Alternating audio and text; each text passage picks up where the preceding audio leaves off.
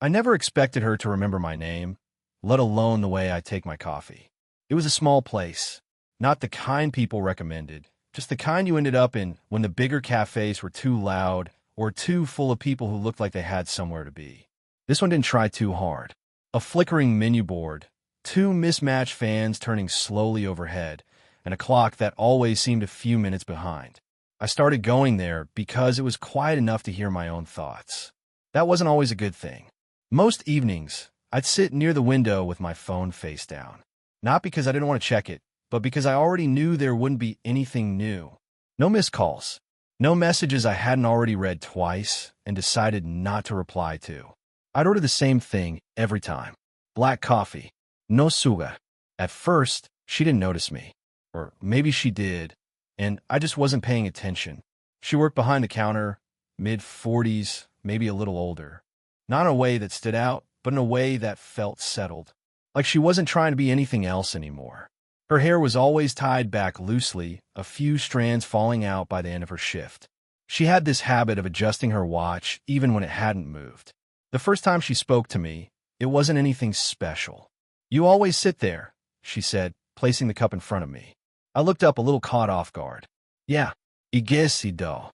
She nodded like that confirmed something for her, then wiped the counter with slow, practiced movements. That was it. But the next day, when I walked in, she didn't ask what I wanted. "Black coffee," she said, already turning to the machine. I paused for a second. Yeah, I don't know why that stuck with me. Maybe because no one really paid attention like that anymore. Not to small things. Not to things that didn't matter. I started noticing her after that. The way she leaned slightly on one foot when she was tired. How she tapped the side of a cup twice before handing it over.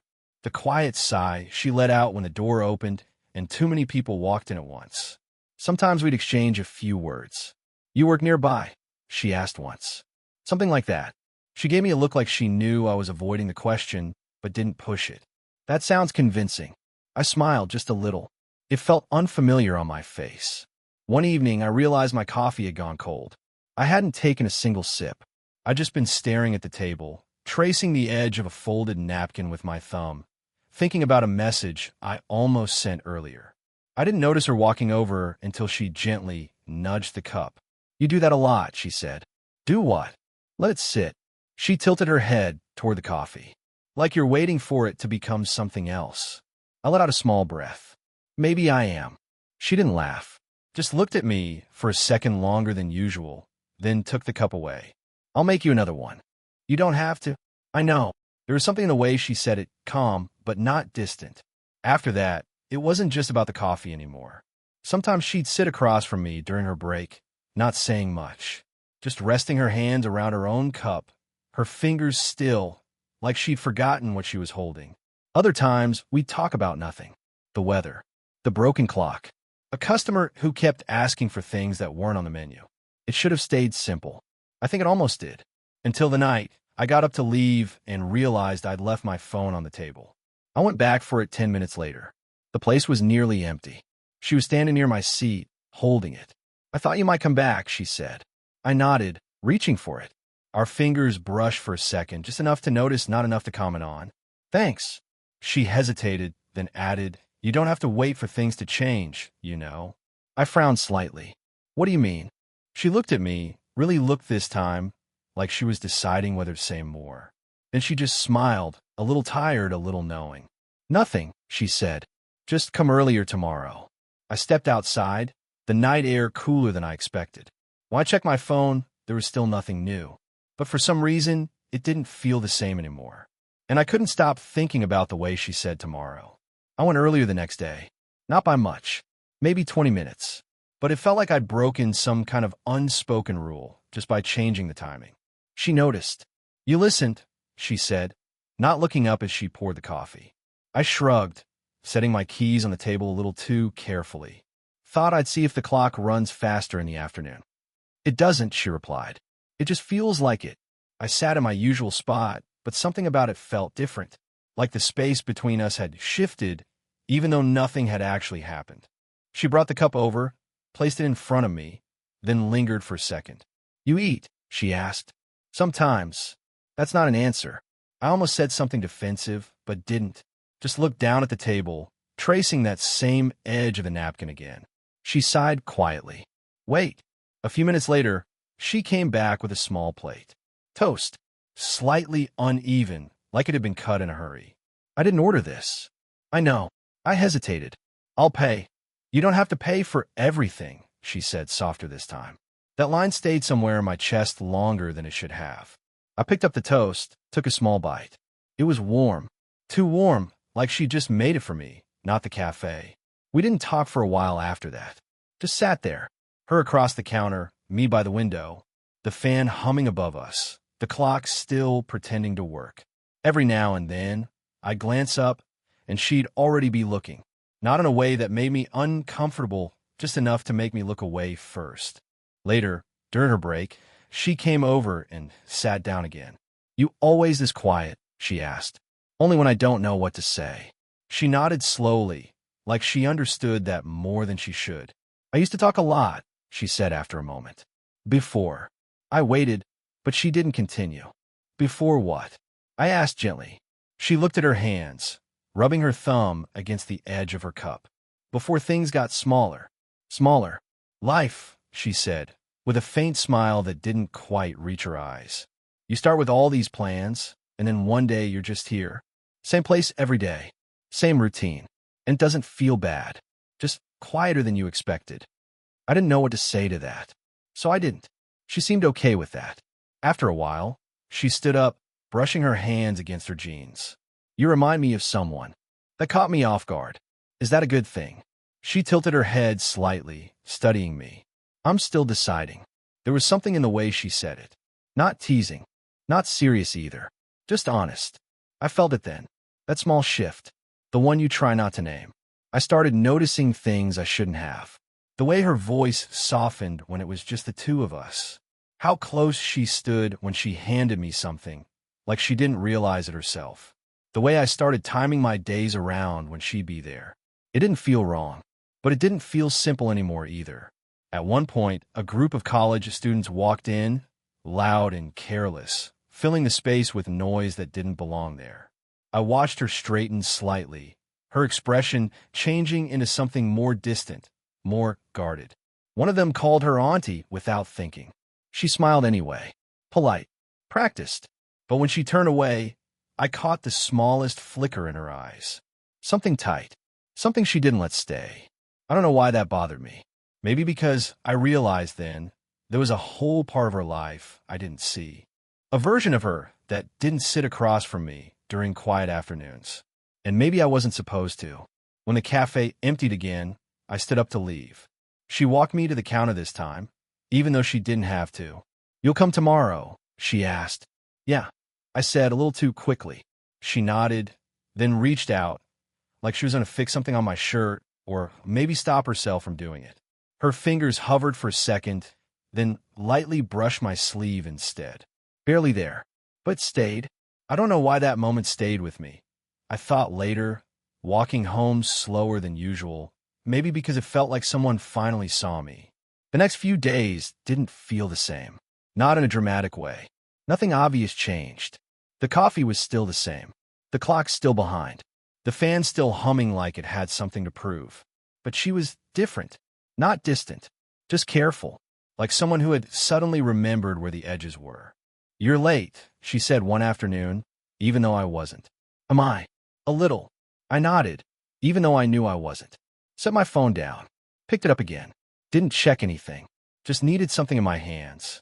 She made the coffee without looking at me this time. No small comment. No quiet observation. Just routine. I told myself it didn't matter. It shouldn't. Still, I noticed. Later, when the place cleared out, I stayed longer than usual. Not because I had somewhere to be, just because leaving felt premature. Like walking out a conversation that hadn't finished yet. She didn't sit with me that day. Stayed behind the counter, wiping the same spot more than once. You okay? I asked finally. She paused, just for a second. Yeah, she said. Why wouldn't I be? I almost answered that. Almost said something honest. But the way she said it, flat but not cold, made me stop. Just asking. She nodded, like that was enough. It wasn't. A few minutes later, the door opened. The bell above it gave that dull ring it always did. A man walked in, older, confident in the way people are when they already know the place they're entering. She looked up, and something in her face shifted. Not dramatically, just quickly. "You're early," she said. He smiled. Traffic was light. I looked down at my cup, suddenly too aware of where I was sitting, of how long I'd been there, of how this might look. They didn't say much at first, just small things, familiar things, but there was a rhythm between them that I hadn't seen before, one that didn't include me. I told myself it didn't matter, but I stayed quiet, too quiet. After a while, she glanced at me, just briefly, like she was checking if I was still there. I was. I shouldn't have been. I stood up, slower than necessary, sliding my chair back with a soft scrape. "I should go," I said, not really to anyone. She nodded but didn't stop me. That part stayed with me longer than anything else. Outside, the air felt heavier than usual. I didn't go back the next day, or the day after that. Told myself I was just busy, that it didn't mean anything, that I hadn't built something in my head that wasn't actually there. Still, I kept thinking about the way she didn't look at me when I left. On the third day, I went back. I don't know why. Maybe routine. Maybe something else. She was there, alone this time. When I walked in, she froze for just a second, then relaxed, like she'd been holding something in place. "You disappeared," she said. "Yeah, that's not really an explanation." "I know." She nodded slowly, then made the coffee without asking. Same as before, but not the same. I stayed near the counter this time instead of sitting down. Didn't trust the distance. "Who was he?" I asked before I could stop myself. Her hand paused on the cup, then continued. "No one you need to worry about." That should have been enough. It wasn't. I know," she said, cutting in gently. "That's kind of the problem." I frowned. "What is?" She looked at me then. Really looked, like she was trying to figure out how much to say and how much to leave alone. "You don't ask for things," she said quietly. "You just stay, and somehow that feels heavier." I didn't have an answer for that. Didn't even know if she was right. Maybe she was. The silence stretched. Not uncomfortable, just full. I reached for the cup she just placed down. Our hands met again, this time not by accident. She didn't pull away immediately. Neither did I. It wasn't anything. Just fingers. Warm. Still. But it felt like something was about to happen. Like if either of us moved just a little closer. She pulled her hand back first. Too quickly. "I should get back," she said, even though there was nothing to get back to. I nodded. "Yeah, of course." I stayed there a second longer than I should have, then turned to leave. At the door, I almost said something. Something real. But it got stuck somewhere between my chest and my throat. And when I looked back, she was already looking down. I stopped going again. This time, it wasn't accidental. I told myself it was better that way. Cleaner. Like stepping back before something turned into something you couldn't explain later. Days passed. Then a week. The routine filled itself in without me. Work. Home. That same quiet stretch of time in the evening where I'd usually be sitting by the window with a cup I didn't drink. I started making coffee at home. It didn't taste right. One evening, I caught myself checking the time, the exact time I used to walk into the cafe. I put the cup down, left it half full. Didn't go. It was raining the day she found me. Not heavy, just enough to make the streets look softer, like everything had been slightly blurred. I was sitting on a bench near a small park I didn't usually visit. No real reason. Just needed somewhere that didn't remind me of anything. I didn't hear her at first. "You're harder to find than I expected." I looked up. She was standing a few steps away, umbrella tilted slightly to the side, like she hadn't decided whether to come closer or not. For a second, I thought I'd imagined it. "You?" I stood up too quickly. "What are you doing here?" She gave a small shrug. "You left your jacket." I glanced down. I wasn't wearing it. I could have come back for it. You didn't. That landed somewhere it shouldn't have. I rubbed the back of my neck, not sure what to do with my hands. "I've just been busy." She nodded slowly. "You always say that when you don't want to explain something." I let out a quiet breath. "And you always act like you already know the answer." "I don't," she said. "That's why I came." The rain picked up slightly, tapping against the umbrella in uneven rhythms. Neither of us moved to leave. "You disappeared," she added, softer now. "So did you," I replied. Her expression shifted. Just enough. I didn't disappear. You pulled back. I had to. Why? That question sat between us. She looked away first, toward the empty path ahead. Because you don't know what you're doing. I frowned. And you do. No, she admitted. But I know what this looks like. What does it look like? She hesitated, then laughed quietly, but there was no humor in it. Like something that's going to hurt one of us. Maybe it doesn't have to. It already does. That stopped me. I watched her tighten her grip on the umbrella, her knuckles paling slightly. You think I don't notice, she continued. The way you look at me. The way you stay longer than you should. The way you ask questions and then pretend you don't care about the answers. I don't pretend. You do, she said not harshly. Just certain. And it makes it worse. The rain was louder now. Or maybe everything else had just gone quiet. I stepped closer without really deciding to. You came all the way here just to tell me that. She shook her head slightly. I came because I thought, if I didn't say it now, I wouldn't say it all. My chest tightened. Say what? She looked at me then. Really looked. And for a second, all the careful distance she'd been holding on to slipped. I don't trust myself around you, she said. The words were quiet, but they didn't feel small. Something shifted in the air between us. Not sudden, not sharp, just inevitable. I took another step closer. Close enough to see the way her breath caught, just slightly. Close enough to notice the tiny drop of rain that had slipped past the umbrella and settled near her collarbone. You could have just stayed away, I said, softer now. I tried, and her lips parted like she was about to answer. Then stopped. Her eyes flicked to mine, then down, then back again, like she was standing at the edge of something. We were close now, too close for this to still be nothing.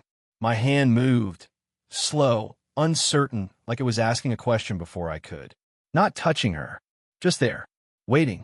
She didn't step back, didn't step forward either, just stayed, breathing a little unevenly, like she was deciding something she couldn't undo. And for the first time, I realized I didn't know what I wanted her to choose.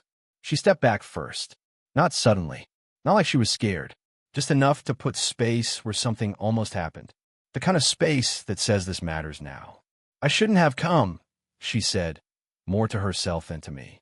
The rain had softened again, but everything still felt damp, unfinished. You did, I replied. She let out a small breath, shaking her head. That doesn't make it right. I didn't move, didn't trust myself to. For a moment, it felt like we were standing in the middle of a sentence neither of us knew how to finish. Then her phone rang. She glanced at the screen. Just a second, but I saw it. The way her expression changed. Not surprised, not annoyed. Familiar. I have to take this, she said. I nodded, stepping back this time. She turned slightly, lowering her voice, but not enough that I couldn't hear pieces of it. Yeah, I'm with someone. No, it's nothing like that. I'll be home soon. Home. The word settled in my chest heavier than it should have. I looked away, focusing on the wet pavement, the way the water gathered in uneven lines near the edge of the path. When she came back, she didn't meet my eyes right away. I should go, she said. Yeah. Silence again. But this one felt different. Tighter. You never asked, she added. Asked what? She hesitated. Then, like she'd already decided this part for herself, why I'm here. Every day. Why I stay. I didn't answer. She nodded, like that confirmed something. I was married. Was. The word didn't feel like closure. Divorced. I asked quietly. She shook her head once. No. That was all she said at first. And somehow it said enough. A pause stretched between us. Longer than before. Heavier. There's someone who still calls me at night, she continued. Not because he misses me. Just because he doesn't know how to stop. I swallowed. And you pick up. Sometimes. Why? She looked at me then. Tired. Honest in a way that didn't feel like it wanted sympathy. Because part of me still answers things I should have let go of a long time ago. I didn't know what to do with that. Didn't know where I fit in that sentence. Or if I did at all. And there's my son, she added, almost like an afterthought, but it wasn't. He's 23. Lives in another city. Visits when he can. That caught me off guard. Not because of what she said, but because of what it meant. I let out a small, uneven breath. He's close to my age. She nodded. Exactly. The word landed quietly. But it changed everything. The air between us shifted again. Not warmer. Not colder. just clearer, like something that had been blurred was suddenly in focus. And maybe it shouldn't have been. I didn't tell you because she started, then stopped. Because what? She looked down, adjusting her watch again. That same small habit. Because it felt easier when it was just us sitting there, talking about nothing.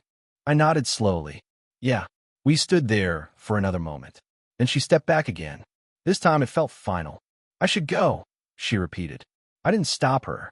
Didn't ask her to stay. Just watched as she walked away, the umbrella tilting slightly as she disappeared down the path. That night, I opened my phone, scrolled through nothing, then opened a new message. Her number sat there, saved, and used. I typed something. You didn't have to tell me like that. Deleted it. Typed again. It doesn't change anything. That didn't feel true. Deleted that too. I stared at the screen for a long time, the cursor blinking like it was waiting for me to decide something. But I didn't. I didn't feel heartbroken. I felt paused, like life forgot to finish the sentence. And I was still sitting there, waiting for the rest of it to come. I went back, not because I had figured anything out, just because not going felt worse. It was late afternoon when I pushed the door open. The same dull bell, the same air that always smelled faintly of coffee and something slightly burnt. For a second, I thought she wouldn't be there. Then I saw her, behind the counter, sleeves rolled up, hair a little messier than usual, like the day had already been longer than she expected. She looked up and stopped, not dramatically, just enough to make everything else feel like it paused around that moment. You came back, she said. Yeah. I didn't move further in right away. Didn't sit. Just stood there like I wasn't sure if I was allowed to take up the same space again. She glanced at the empty tables, then back at me. It's slow. I can see that. A small silence. Then she nodded toward the counter. Do you want black coffee? I said. It came out softer than I meant it to. Familiar. She gave a faint smile. I remember. Of course she did. She made it the same way. No ruse. No extra words. Just the quiet rhythm of something she'd done 100 times. When she placed it in front of me, our fingers didn't touch this time. I noticed that. I don't think she meant to. I didn't text, I said before I could overthink it. She didn't react right away. Just rested her hands on the counter, looking at the cup instead of me. I saw that, she replied. I didn't know what to say. That makes two of us. I let out a small breath, nodding once. Another pause. But this one felt like it had somewhere to go. I thought about what you said. I added. Which part? All of it. She gave a quiet, almost tired smile. That sounds overwhelming. It was. She nodded like she expected that. I shifted slightly, leaning against the counter now instead of standing straight. Closer, but not too close. I didn't realize how much I was waiting, I said, for something to happen, or change, or just mean something. She listened. Didn't interrupt. I think I made it heavier than it needed to be. Her fingers moved slightly against the counter, like she was about to say something, then stopped. It wasn't just you, she said quietly. I looked at her. Really looked this time. You didn't stop it either. No, she admitted. Another silence. But softer now, less sharp around the edges. I like sitting with you, she continued. More than I should have. Same. That word stayed between us for a second. Simple. Honest. And that's the problem, she said. Or the point, I replied. She shook her head slightly, but there was no resistance in it anymore. Just acceptance. You're at the beginning of things, she said. I'm not. I know. And I come with things that don't just go away. I know that too. She searched my face for a moment, like she was trying to see if I actually understood what I was saying. Maybe I didn't, but I wasn't pretending anymore. I'm not asking for anything, I said. I just didn't want to leave it like that. Like what? Like we almost said something and then decided not to. Her expression softened. Just a little. That's kind of what we do, she said. Yeah, I replied. But we don't have to. That hung there. Not as a challenge. Just an option. She exhaled slowly, then stepped around the counter. Not rushing. Not hesitating either. Just walking over like it was something she'd already decided on. She stopped in front of me. Close again. But this time, it didn't feel like we were about to fall into something. It felt like we were choosing how to stand in it. I can't give you anything certain, she said. I'm not looking for certain. That's what people say before they realize they are. I smiled faintly. Maybe. A small pause. Then she reached out. This time, her hand didn't hover. It rested lightly against my sleeve. Warm. Steady. Okay, she said. Just that. Nothing more. But it felt like an answer. Not to everything. Just enough. Weeks passed. Not in a dramatic blur, but in the way mornings always come after nights, and coffee cools slower than you notice. I found myself at the cafe again, same spot by the window, at exactly 8:47 a.m., like I had that first week. She was behind the counter, tying her hair loosely, the same strands falling free at the sides. Nothing had changed, and everything had. We settled into something quiet. Not a plan, not a promise, just presence. She'd pour my black coffee, sometimes place a small cup of tea beside it for herself, and we'd sit together in the silence that felt heavy before, but now carried warmth instead. She didn't hover. I didn't hover. We just fit into the rhythm of each other's space. Some days we talked about trivial things, the broken clock that never ran on time, a customer who insisted on almond milk, the park bench that flooded in the rain. Other days, we didn't. We let the silence speak, and it did. It spoke of trust, of noticing small movements. The way her hand lingered over the cup's handle before lifting it, or the way I'd fold a napkin twice before setting it down. One afternoon, she arrived early, carrying a thick book and a thermos. I noticed her fingers brushing the edge of the counter like she always did, but now without hesitation. She smiled faintly at me, and I felt a little flicker of something that didn't need naming. "You're early," I said. "Thought I'd grab a spot," she replied, setting the thermos down beside my cup. We drank in the quiet together, letting the cafe's low hum fill the spaces words didn't. Life outside still intruded, of course. Her ex called sometimes, or her son came down from the city for a weekend. I received messages that went unanswered, but none of it carried the weight it used to. We didn't erase our pasts. We layered ourselves on top of them carefully, gently. One rainy evening, I remembered the bench in the small park where we almost admitted too much. We went there again, not to talk, just to sit. Side by side, umbrellas overlapping slightly. Black coffee from thermoses we carried ourselves. Milk in fistchens. No grand gestures. Just two people noticing each other. Two people who had almost ruined things with doubt and hesitation, and yet still found themselves there. I thought about that first week. The cold coffee I left untouched.